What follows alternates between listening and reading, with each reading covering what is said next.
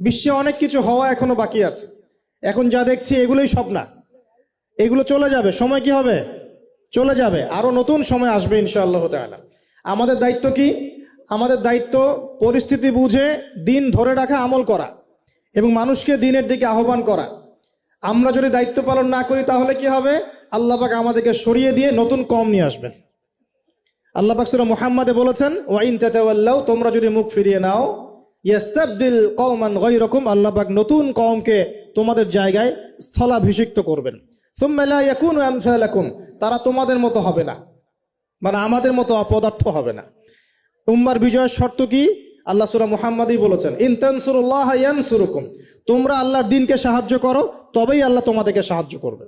ওয়া ইউসাব্বিত আকদামাকুম, তোমাদের পা আল্লাহ দৃঢ় করে রাখবেন। আমরা আল্লাহকে সাহায্য না করলে আল্লাহ পাক আমাদেরকে সাহায্য করবেন না। সিম্পল।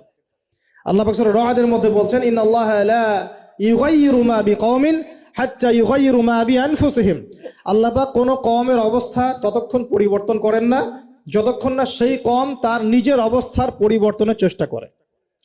তাহলে আমাদের পরিবর্তন কেন হচ্ছে না? কারণ আমরা নামাজ ছেড়ে দিয়েছি। 90% মুসলিমের দেশে কত পার্সেন্ট নামাজ পড়ে চিন্তা করে দেখবেন। আমরা কোরআন ছেড়ে দিয়েছি।